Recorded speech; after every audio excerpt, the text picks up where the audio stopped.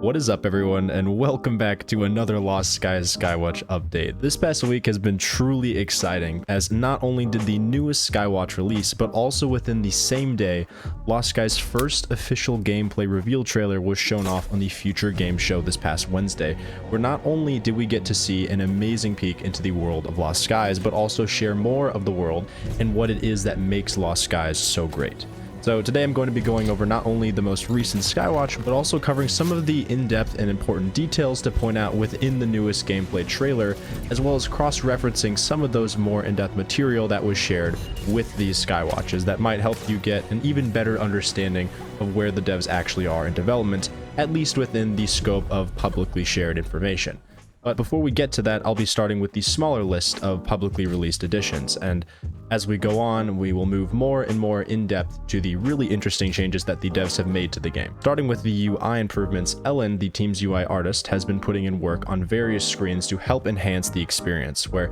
as you can see in the images, she has revised the inventory prompts to make navigation easier and put in context clues on the toolbar to help the UI maintain an easier level of understanding. Additionally, it seems that there is a setting to help guide the player in using these different functions, both for PC users and for controller players as well, where it seems we'll be able to have 4 main equipment hotbar slots for whatever tools or items we want to quick select, and the 5th option for the Gall disk, which will be used for different menu selection and building options as well. Additionally, we also get an image of the updated UI for some of the item organization in the game, showing off the different categories of crafting utility, ship weapons, essentials, decoration, structural, and ship flight itself, which seems to show the cool Gall disk icon on the top left for reference. And next to this, Ellen has also continued with more changes and updates to the ongoing bar versus wheel debate for the stamina display, where after a lot of back and forth with the team's programmers, they have decided to test the bar option first, where they provide the reasoning that the wheel might be trickier due to the dynamic movement of the character, but that it's not off the table. Where I do want to point out here that while the bar is more flush with the screen and does fit really nicely, I do personally really like the wheel simply for its visual aesthetic, as well as the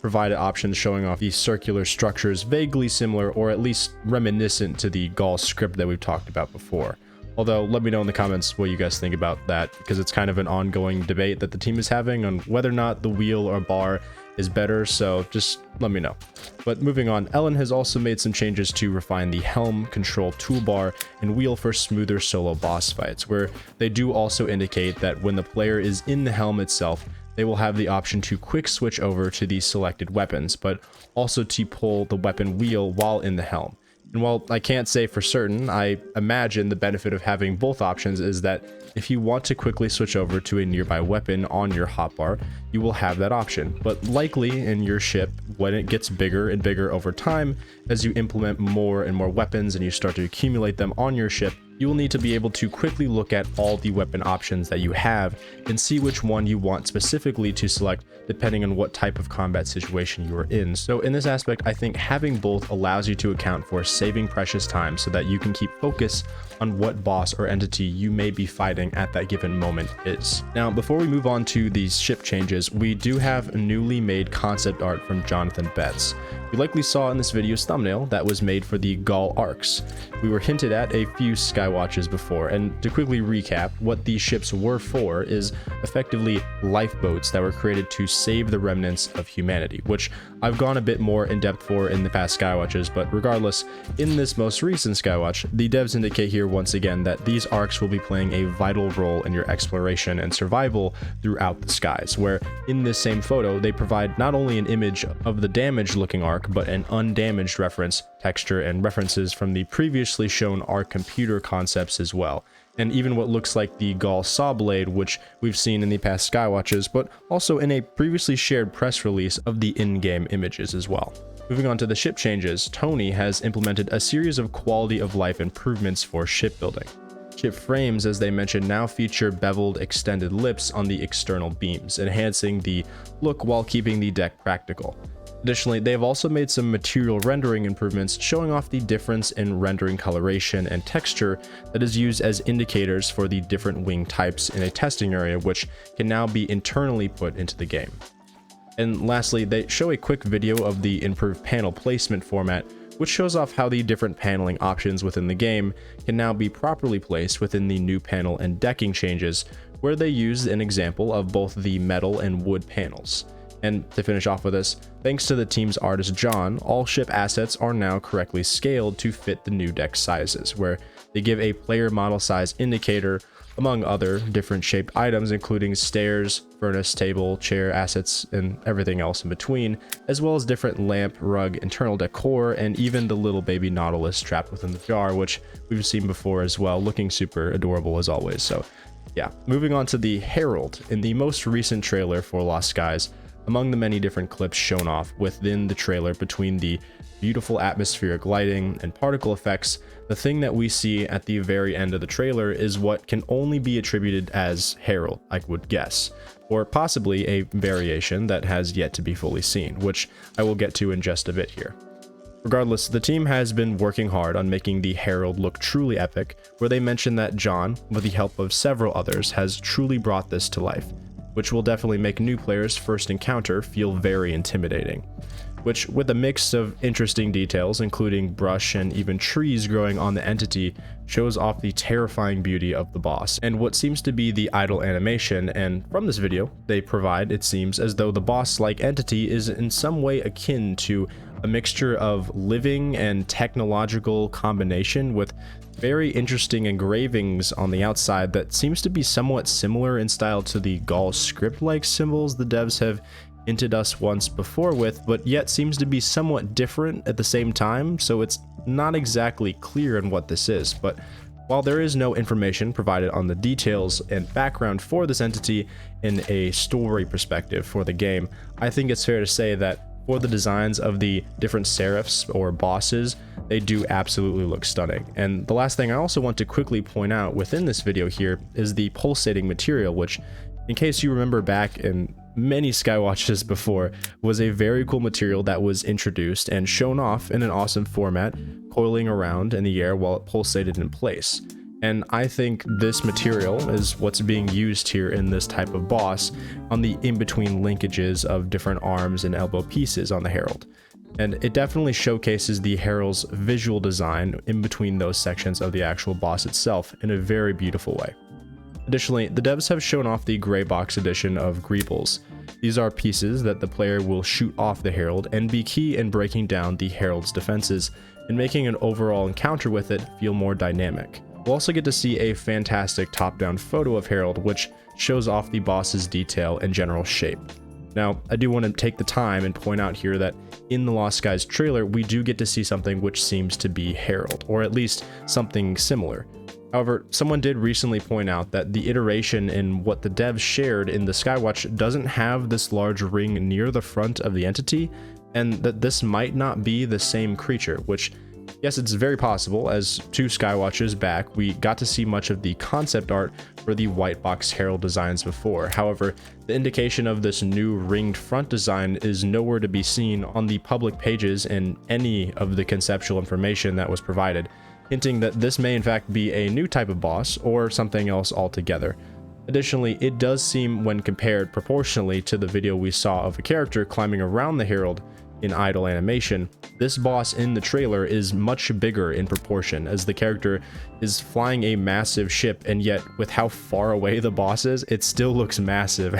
beyond recognition. So it's possible that this is another type as well, and we may be able to see more of what this is later on, but at least for now, we'll have to wait on getting answers in respect to that. Moving on, behind the scenes, Kev, one of the team's programmers, created a new tool for designing and experimenting with different orb formations for the Herald fight. This lets the team test out different combos of attacks to optimize the fight so that players have the best experience. And from what I understand, in this format, they can effectively create arrays of elements within Unity that demonstrate different series of orb attack patterns and structures that can then be optimized for the different fighting scenarios with different grid-like placements. And lastly, for the Herald specific content, the team's audio programmer Mark has also been focusing on the sound design for the Herald fight. layering the tension to match the visuals, the results are actually really good and really moody, honestly. And while this isn't like the finished fight for the boss, obviously,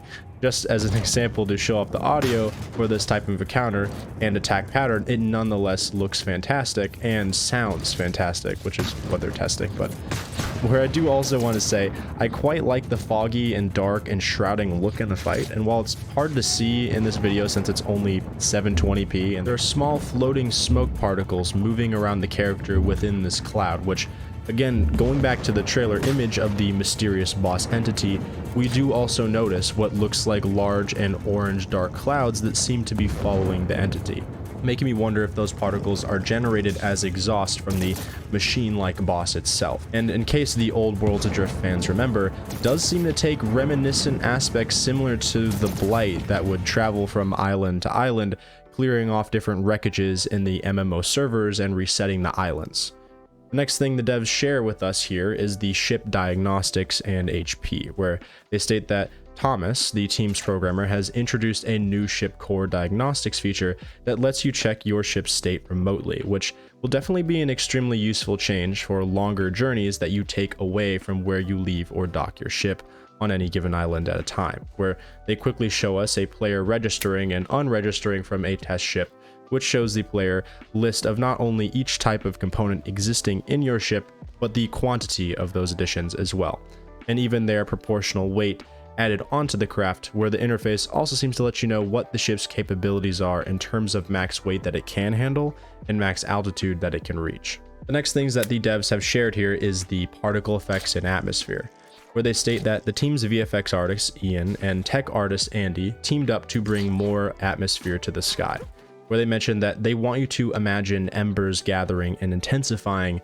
as the tension ramps up during the fights, where they show off an example of a character running around and slowly making adjustments to both the quantity of embers and vibrancy of their appearance within the environment, which they finish off by doing some kind of launch catapult move with the grappling hook into the trees above, which is very cool. But from this, I imagine it will be likely used not only in the encounters with the bosses, but possibly even entities that might appear on the islands themselves. And in respect to this edition, I certainly think it makes me excited to see what the devs will put together for future weather-related events. I know personally one of the big things that I've been wanting to eventually see in this game is periodic and sudden rolling weather events that hit the different islands within the game, which I think would add to the atmosphere of the game as well. In some aspects, I do think it would be cool to implement something akin in likeness to the Blight that was in Worlds Adrift that traveled from island to island, but instead of just causing violent weather and clearing leftover wreckages, maybe it increases the spawn rate or aggro rates of different enemies, and additionally, maybe it even offers increased loot drop rates in chests, or add special loot pools and items, say if a heavy storm was running through as you explored the island. Similarly, I think it would also be really awesome to see this type of event happen in the skies as well. Even if a light storm passes by, I'm imagining building a super cozy ship with a small funnel of smoke coming out the top with a beautiful warm fire, small plants and crops growing atop my ship as it floats through the vast skies around me as I'm lulled by the soothing deep thunder and rain, just that laying back warm feeling that just can't really be put into words, but I will still try miserably.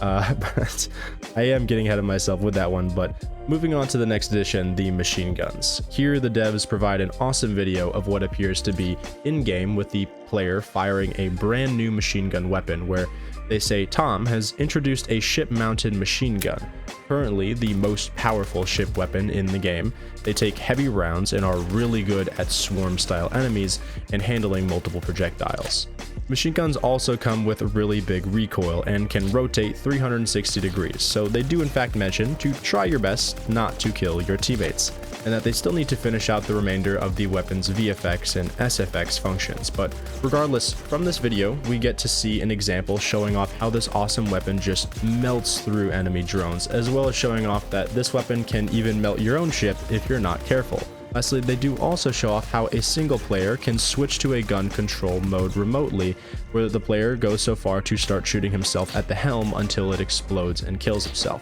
But nonetheless, I think the demonstration actually shows what you can do with these different functions, and I think it does make me curious if they plan to add this eventually to be only a remote control function, or for just all the weapon and cannon types just for those solo players, or at least maybe to the more advanced weaponry, where I could see this making more sense to me if it was just for the super high-tech stuff that can have those types of remote controllers within them to actually switch to that in a solo mode. But it kind of depends on what direction they go. I think they could kind of go either way, so it doesn't necessarily matter to me what they do in that regard. But again, this is all my own speculation, so do take those points with a grain of salt. Another very cool addition that the devs have made is the shipwreck and cannon models, where they state that the shipwreck model has been finalized. After the core of the ship is destroyed and your ship implodes, what's left in the skies will look very unsettling, where they state that the twisted heap of metal and wood will remain airborne until retrieved by a player,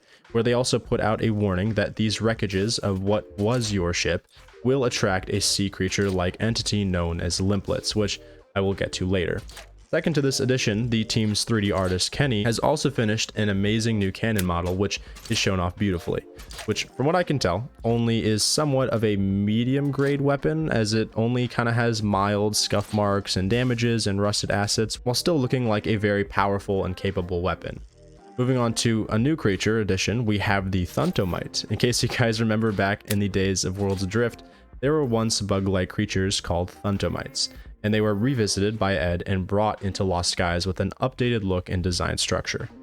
Next up, we have a fantastic update on the new sky whales from our last Skywatch. In case you remember from the last time, the models for these whales were properly made, and it was also hinted at the fact that we may need to go mining for a valuable resource on these whales. And at this stage, the devs have made it so you can now board the sky whales while providing a fantastic video with the player showing off how those resources are collected, where they start by using the gall mining tool to break off what seems to be the large atlas crystals, where you can see the second they come off, they begin to float away, requiring you to have to grapple to them and pull them toward you as you stand on the whale itself, while also being mindful to not allow yourself to fall off the creature on accident, which I think is a great function, seeing how not only is the grappling hook being used just for traversal, but also for the player to use it to pull small objects toward you, thanks to the dev's physics engine. And moving on to the limplets, as I mentioned before, in case you remember, limplets are also a callback that was recently added.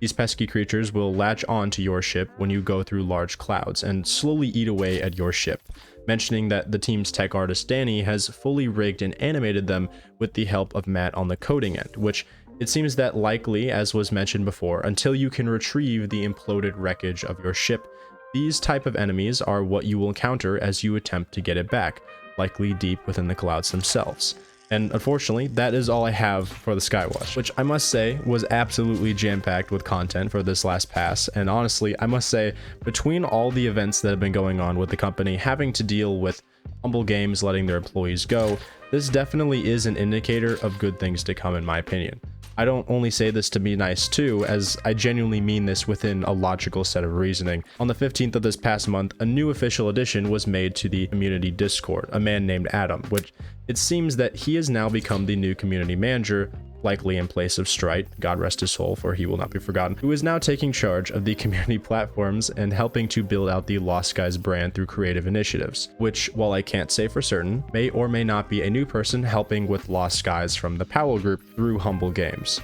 as his position largely is in the realm of the aspects for a publisher's job for a game like Lost Skies, and with how open and honest he is about his personal experience and background, I think he'll be a fantastic addition to the community.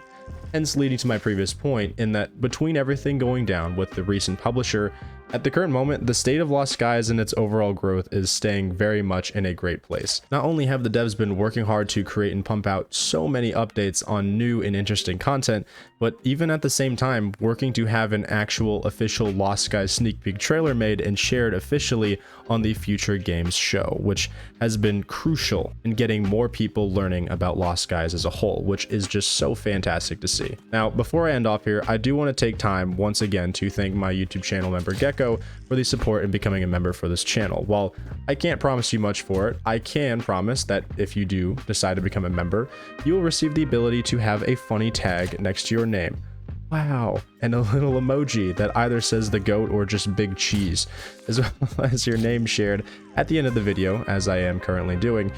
But once again, there is no obligation, so I want to thank you all so much for watching and keeping in check with all the cool stuff that's been going on with Lost Skies. And like always, stay healthy, stay well, and have a beautiful rest of your day, boys. Peace.